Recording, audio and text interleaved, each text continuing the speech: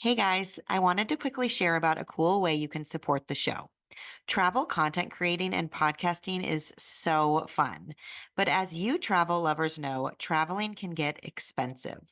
While I may receive trades from time to time, the flights, the behind the scenes hours filming, editing, recording, and sharing are often unseen and unpaid. There is this super cool website called buymeacoffee.com that was created specifically as a way to support creators like me. Buying Me a Coffee is a quick and simple way to show your support for the Trip Tales podcast.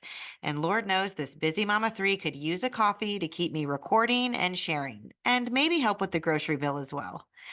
I'll also give a special shout out by name to anyone who buys me a coffee in the following week's episode.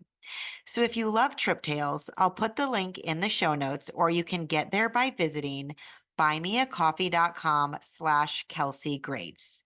Thank you for considering supporting the show. Welcome to the Trip Tales podcast with me, Kelsey Graves. Let's jump into a new episode exploring a vacation destination that you'll want all the details about. Hey everyone, welcome to episode 11 of Trip Tales. Today we are going to be talking about the Tropical Breeze Resort located on Siesta Key near Sarasota, Florida, with my guest Tali. Hi Tali, thank you so much for being here. Hi, Kelsey. It's great to be here. I think Tali might have been the first official follower, listener, and fan of the Trip Tales podcast. I put my first episode out about the Hilton on Marco Island on February 27th, and a few days later, on April 3rd, I received an email from Tali, who I didn't know at the time, saying, "Firstly, I want to say that Trip Tales is the exact podcast I have been waiting for. Thank you so much. This is exactly what travel and podcast obsessed parents like myself need in our lives. Thank you." Tali, your enthusiasm was so encouraging to me because it totally gave me the confidence boost I needed at the time to keep going, knowing that Trip Tales was resonating with at least one person. In her email, Tali shared about a few different trips that she'd been on and that she was up for sharing about, and we landed on Siesta Key in Florida. But this is a great time to remind you that if you have been on a great trip in the last few years that you'd like to share about on Trip Tales, email me at triptalespodcast@gmail.com and I will schedule you into the lineup. That email address is also in this episode's show notes if you need to reference it later. Okay, on to today's episode. So, Tali, let's do a rapid fire get to know you. Tell us a little bit about yourself, your family, where you live, and what you do. Yes, and I'm so happy to be your first official fan. It's like my hobby or my obsession to plan trips that I probably am never going to go on, considering the sheer number that I plan in my notes document, but love reading about all the various options out there and where the possibilities are to go, and always wanted a podcast like this. So thank you so much for bringing it to us listeners. And to share a little bit about myself and my family, I live just outside of Boston, Massachusetts, in Newton with my wife. We have been foster parents since 2021, very early 2021. So we have had different kids come through our home. Our longest placement was with two sisters for 2.5 years, and they will be in the travel story that I'll be talking about. So I went with my wife and 7 and 8-year-old foster children at the time. Do they still live with you? They do not as of very recently. That's possibly another podcast, but we are a foster placement, not a pre-adoptive placement. And after 2.5 years, they have been able to transition into a pre-adoptive placement just last month. I'm sorry, that has to be so bittersweet. I can't even imagine the emotions that go along with that, but I'm starting to feel emotional, so I feel like that is a different podcast. Yeah, probably. And yes, all of that bittersweetness and a lot of emotions from everybody, 100%. Yes, well, thank you for sharing, and we're excited to hear about them in this travel story.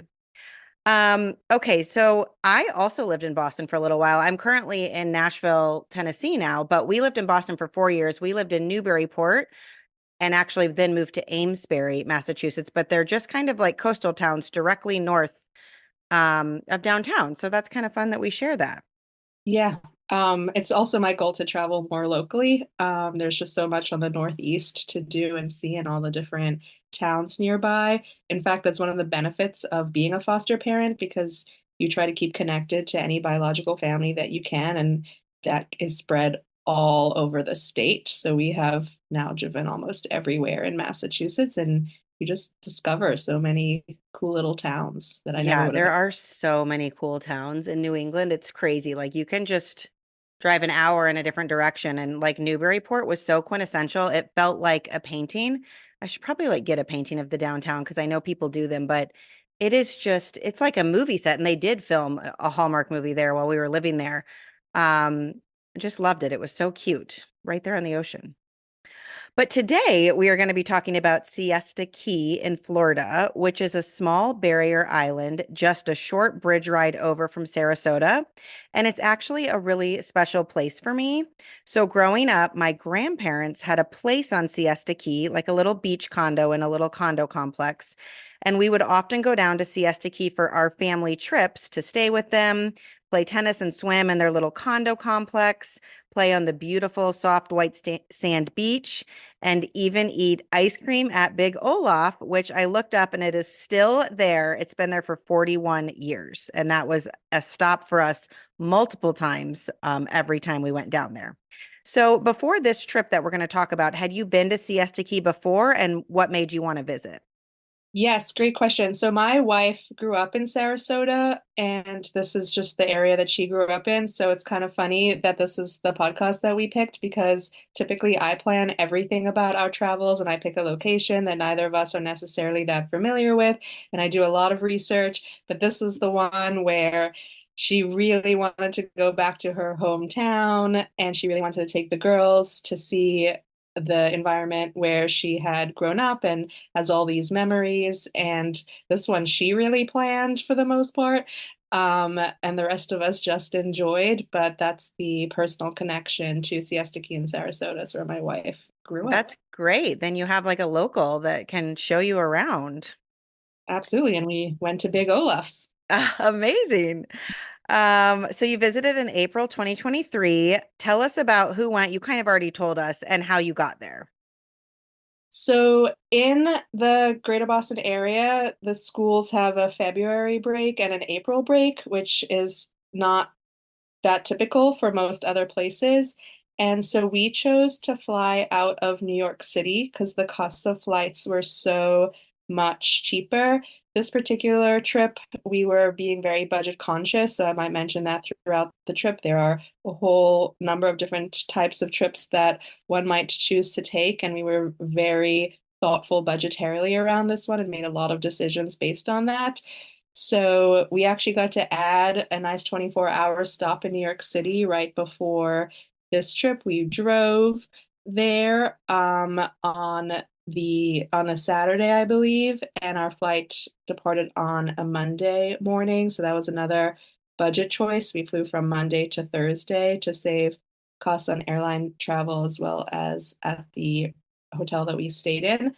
So we drove to New York City. We had a really fun 24 hours there. And then we parked in the JFK long-term parking, which cost $70 for the 4 days, and flew out of JFK, saving us quite a bit of money because the flights out of Boston Logan were significantly more expensive. That's pretty good for parking for 4 days in New York City. $70. That's impressive. And then what airport did you fly into? We flew into the airport in Sarasota, a small airport. I believe a lot of the other ones in the Florida area are a lot bigger. This one was pretty easy. And we did not rent a car, so we particularly chose a hotel and a destination where once we were there, we would be able to access everything easily on our feet. So we did take two Ubers, one from the Sarasota airport to our hotel, and then on the other side back to the airport. And otherwise, we were able to access everything very easily just by walking around. Awesome. And you decided to stay at the Tropical Breeze Resort. I'm not familiar with this place. I actually haven't been back to Siesta Key in quite a while. So tell us how you found it. This was just a lot of Googling. And this was actually the most costly. This is where we decided to spend the money. It isn't that fancy or anything, so it wasn't like a bajillion dollars, but it was the most of our budget. So our Monday night, Tuesday night, Wednesday night, 3 nights there, 4 days, cost just under $1,500. We picked it because of its location. We wanted to be in the village. We wanted to be able to access the village on foot. Directly across from the resort was a grocery store, so we knew we would be able to buy things that we needed cheaply from the grocery store. And directly across from the hotel was also a free shuttle that could take you to beaches. We were in walking distance to the beach, but there's also other beaches that we might have wanted to visit that we would take the shuttle to. So just thinking about where can we stay that we won't need a car? Where can we stay that everything's going to be accessible? We wanted a kitchen, so that we could also save money by not eating out all of our meals. And this tropical breeze resort met our needs. There were a lot of places nearby with very similar names. So if you are looking to take this trip, I would be careful about what you're looking at because a lot of things have words like tropical and breeze and things like that. So you might find a lot that have a very similar name as in fact a different place. Well, we'll link the one you stayed at in the show notes, and I'll confirm with you that it is, in fact, the right tropical breeze resort. So tell us about the vibe of the resort. I know that Siesta Key in general has kind of that old Florida feel. And so tell us how the resort kind of fit into all of that.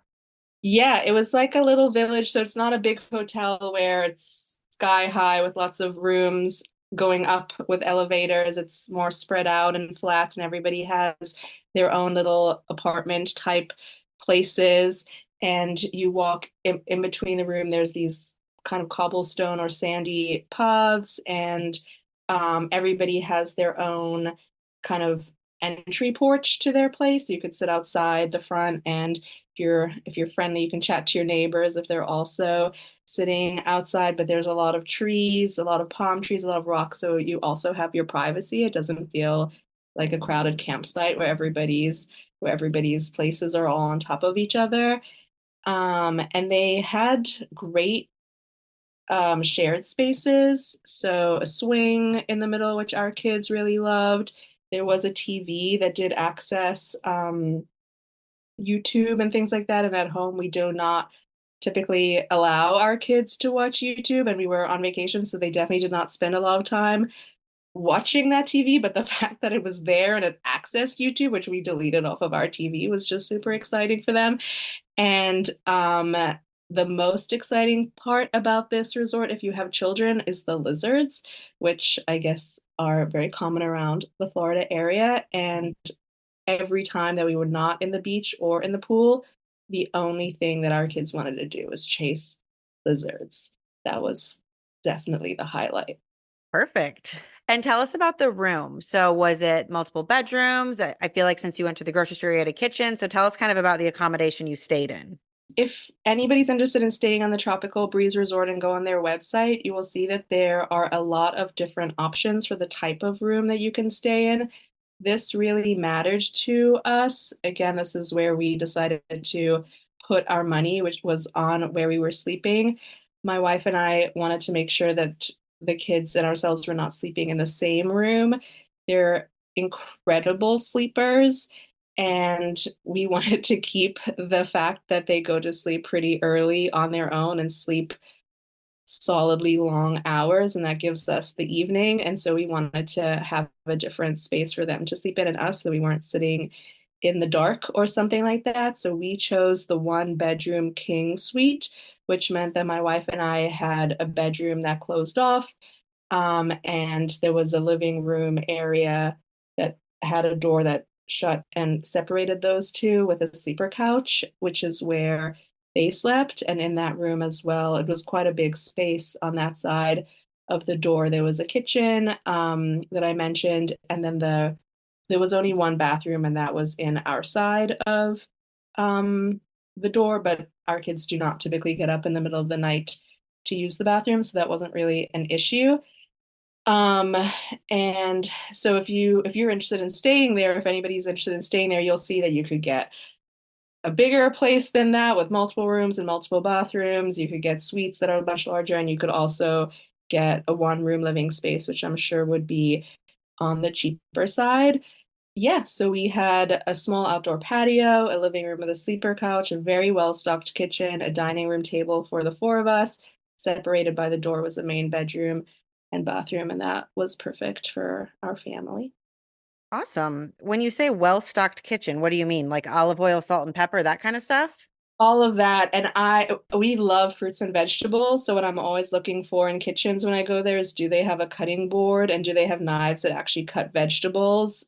And maybe a grater, depending on the type of vegetables that you're buying. And they had all of that. And that's, if we stay at an Airbnb or something, those are always the first things I look for in case we have to buy them from the grocery store. But we did not have to buy any kitchen goods from the grocery store. This place had everything that we needed, so we only needed to get the actual food. Perfect. So then you said when you arrived, you walked across the street, went to the grocery store, got all your groceries, and then you were able to get that all situated in the unit. Exactly, very easy. And we also bought two cooler bags so that we could bring food and snacks with us to the beach. Awesome. Okay, tell us about some of the other amenities that came with the place, like towels, beach chairs, all that kind of stuff. Because that's always tricky on vacation, like how you're going to get that stuff. They had it again. One of one of the great perks about this hotel. So they gave us all towels, and each room got two free beach chairs. So we took two, which was fine because the kids were all over the beach. We had enough towels for everyone, so we never needed more than two beach chairs. And then they had this large bin where you could take things for free. So I guess previous guests had maybe bought things and left them behind, or the hotel had some. It was very well stocked. So in there, we got a beach umbrella and a lot of toys, sand type of toys that you would take to the beach, as well as um, those boards that go in the ocean, which our kids had never done before, that they were so excited about that. So we found everything that we would want or need to take to the beach in that bin, which was free for all guests to take from. And for the pool, when we went to the pool, there were always these floaties around that guests had probably left behind, or when they saw our kids, just decided to give to them for whatever reason. So we didn't have to bring anything beach related. We only traveled with hand luggage. We didn't check anything. And we would have purchased if we needed to, but we didn't need to purchase anything once we were there. Perfect. Sounds awesome. So tell us about a typical day for your crew here. Like you get up, kind of walk us through a typical day on this trip. Our plans each day were very simple, and I can definitely make suggestions for people who want to do more in the area than what we did, which is fine. Again, we planned this specifically to just be a simple, low-cost beach trip during April break. It was 40 degrees in Boston. We wanted the much warmer beach vacation. So we had breakfast in our unit each morning. We had bought things from the grocery store like yogurt and oatmeal and easy things to make, such as that. And then we would pack bagels for lunch that we would put in our cooler bags and a bunch of snacks, and we would walk to the beach. Again, everything was so walkable from our hotel. We did have a 7 and an 8-year-old. If you have a toddler or baby, then it might be less walkable for them, of course, but for children, it was a pretty simple and easy trip to the beach, and they could help us carry things that they wanted to play with on the beach. So that was very walkable. So we would do breakfast and then beach and then lunch on the beach, and then we'd walk back and we'd go straight to the pool. There are multiple pools at the Tropical Breeze Resort. One of them is a saltwater pool, and that's the one that we chose. It requires a lot less hair care than the chlorine pool.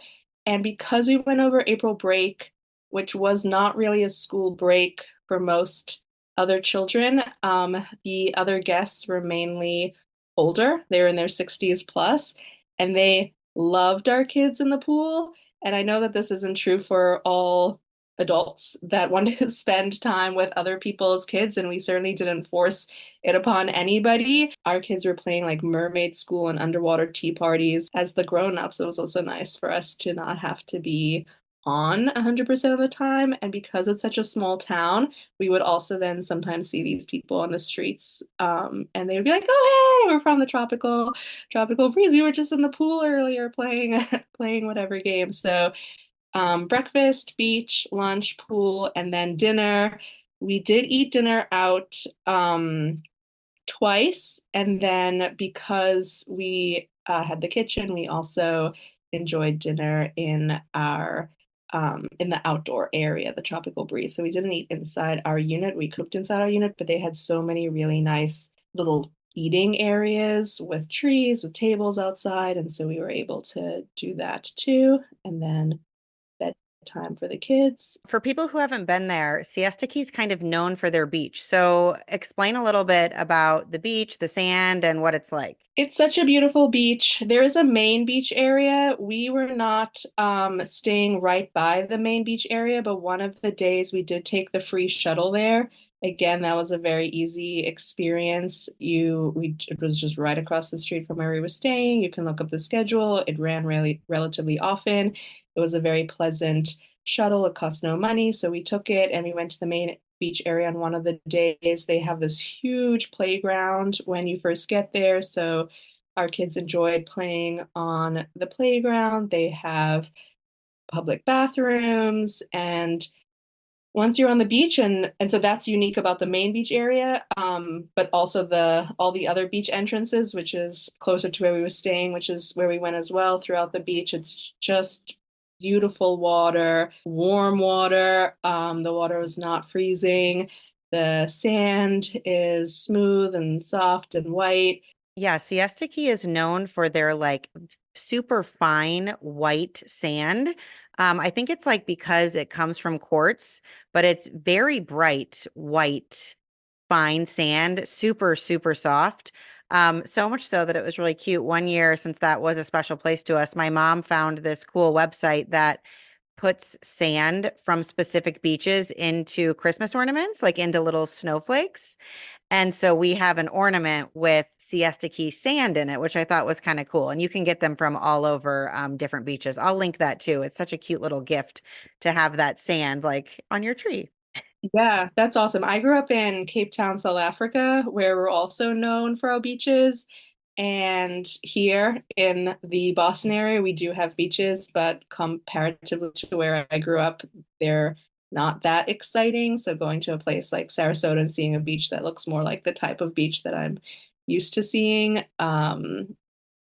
it's I grew up a little spoiled just based off of where I grew up. So so the beach was really incredible and met my desires for when I'm thinking Yes. about what a beach should look like.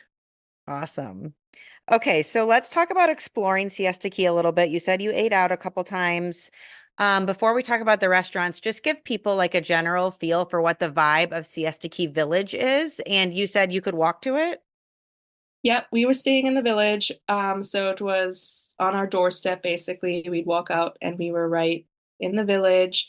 It's a small town. If you're looking to go on vacation where everything's at your doorstep and easily accessible, this is a great vacation for you, particularly from the beach vibe. Every day we stopped at the Fudge Factory and or Olaf's in Siesta Village for ice cream. Our kids discovered banana splits for the first time while we were there. It was something that they hadn't experienced before, and having the banana. YouTube and banana splits. Their minds had to be blown. I know, exactly. That was like a daily stop between the beach and the pool, the walk from the beach back to our place. And they have a lot of different stores that sell various things that you might need for the beach, like actual useful things, as well as a lot of memorabilia, like you were talking about the white sand in your snow globe. You could buy a lot of things like that. We typically prepare our kids before walking into a different store Like, this one, we're just looking, we're not getting anything. We've come in here to purchase X, Y, and Z, and that's it. Otherwise, everybody wants everything, or you can pick one thing from this Yes, store. that's the hardest part about shopping with kids. I'm like, you don't have to get something just because we're in here. Like, you can look around and maybe pick something somewhere else, a different day of the trip. But it's like Exactly, the choices. impossible to teach. It's the choices are so difficult. So I loved the town. I loved walking through it to get from the beach to our place. Again, it wasn't a particularly far walk, but it was an enjoyable walk with lots of places that you might want to stop on the way to look if you want to, or if you just want to go straight back, that's fine too. So we ate dinner out once and we ate lunch out once. We ate dinner at the Lobster Pot and we ate lunch at Bonjour Cafe and loved them both. Bonjour Cafe has obviously it's like French vibe. Great for brunch. You could get waffles, pancakes, eggs, also other types of food, salads, a great menu. And both had a really great kids menu. And Was the lobster pot like seafood and just the typical kind of like grilled and fried seafood options? exactly that. Yeah, I feel like a lot of the restaurants and bars and all that stuff in Siesta Key definitely have that old world Florida chill vibes, like a lot of open doors, open air, casual, chill, like beach music playing. That's kind of what I remember about Siesta Key, just like a very chill, relaxed beach town. That's exactly what it is. Yes. You're going to a chill, relaxed beach town where it's not going to be too difficult to get anywhere that you need to go. You do not need a car, and you will find everything that you would need to enjoy a beach or a pool or lounging in the sun on your doorsteps. And you've clearly chosen to go there because that's the type of vacation that you want. You just want to have a pool slash beach, sunny, relaxing trip. And if that's what you're looking for, then you've gone to the right place. Does Big Olaf's still have a super long line at night? Yes. Yeah, there was a line. It was also right when you're waiting for the free trolley that takes you to the beach. There is a place called Meanies that sells mini donuts, and that also had a line outside. But when we were waiting for the trolley, we did get some mini donuts I from. remember that place. That was there the last time we went as well, and we got those mini donuts right there in the center of the village. Chill beach trip. Not super Mhm. over the top, not super fancy schmancy, just the beach, which is That's that's what the kids want, and a lot of adults as well. which was really great for us because we did look up a lot of really cool things that you can do there, and we ended up not doing any of them. And when you're an adult and you're planning trips that you want your kids to enjoy, I think it's pretty common for us to think, oh, how amazing would it be if we did this experience or that experience. Our kids just wanted to chase the lizards. They loved chasing the lizards. And in that bin that I was mentioning earlier, with all the free things that you could take, there were a lot of little nets. So they had all their lizard contraptions. They, of course, did not ever catch a lizard. I think that the lizards are smart enough to be able to escape little children, but to have a place where they could just run around when we didn't have to pay any money to go do anything fancy. That's all they wanted to do. 100%. I feel like one of the main reasons I even try to plan trips, and yes, I like chill trips, I like fancy trips, I like all of them, but what it really comes down to is just like escaping the day-to-day life, being with the people you love, and, getting off screens, like you said, and just really being intentional. And sometimes that's hard to do in our regular life. So it's like, I think that's what I'm craving when I'm planning the trip. And then you get there and you're like, look, all we needed was a beach and some lizards, and look how happy they are. It doesn't have to be like we book every day from sun up to sundown with all these excursions. So I think that's what like a lot of us travel lovers really are craving. Is just like that time in a beautiful place with the people you love. You had said in your notes that you did find some other excursions and things you could do if you were in the area that you didn't end up doing, but I very much appreciate a fellow travel planner and researcher who knows all the available things just in case. I was listening to something the other day, another travel podcast, and the person was saying, listen, some people think I'm crazy because I'm so overplanned. I like know everything that's available, but it's really that you just don't want to get there and miss like never going to Big Olaf because you didn't know that was the best ice cream place. I'm like, I prefer to just have it all in my brain, know Mhm. what the options are, and I still have a lovely time. Everybody else might be pleasantly surprised by what they see. I already know what's coming, but I just like to have it all in my brain. So it sounds like you had looked at some other things in the area. So let us know some other things that people might want to do if they're down there. One of the main attractions, I believe, is Sarasota Jungle Gardens. And if you go there, there are animals, there are birds, there are different plants and walking paths that you can see. That probably would have been the place that we would have gone if we did anything. So if you're there for longer than we went Monday through Thursday, if you're there for any longer than that, and beach pool is getting a little boring, I would recommend looking up Sarasota Jungle Gardens, which is a great place to go with kids.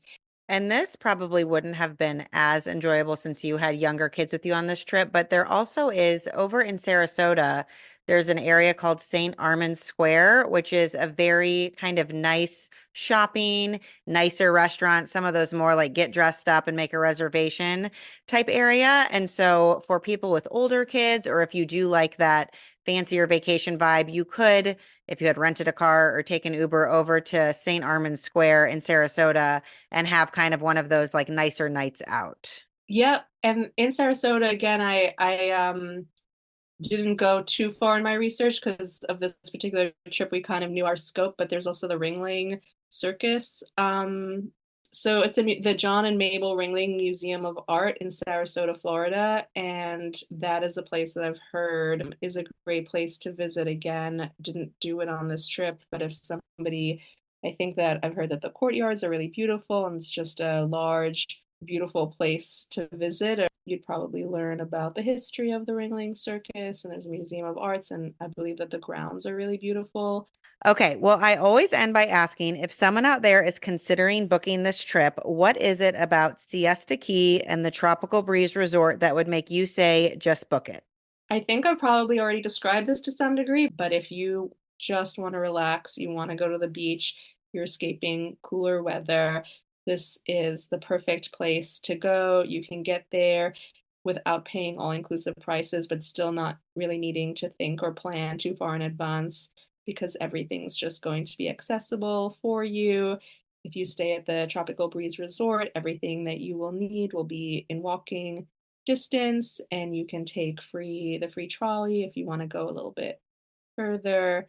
But the restaurants around you are relaxing, they're chill, they're affordable, and the ice cream places around you are just delicious, and the beaches are so beautiful, the white sand, the water, very, very great. um it's the place that you will go to relax without having to think too much about what your plan is for that day and what you need to bring with you or what you need to pack, because everything will just be available for you there. And depending on the ages of your kids and exactly what you have had planned, you as the adults can also actually have a vacation and not just parent somewhere else. That is key, getting the adults to actually have a vacation as well. Yeah, exactly. I think that's what everyone's looking for. Well, thank you so much, Tali. We really enjoyed hearing all about your trip to Siesta Key, and maybe we'll have to have you back on the podcast another time for one of your other trips. Happy to talk about other trips. Thank you very much. Thanks for having me on the podcast. That wraps up another episode of Trip Tales. If you have a trip you'd like to share about on the podcast, email me at triptalespodcast@gmail.com and I'll add you to the schedule. Also, be sure to follow the show so that you don't miss any upcoming vacation destinations. And if you have an extra minute in your day, please leave a review for the podcast. It helps more than you could imagine. Thank you so much, and I'll see you on the next episode of Trip Tales.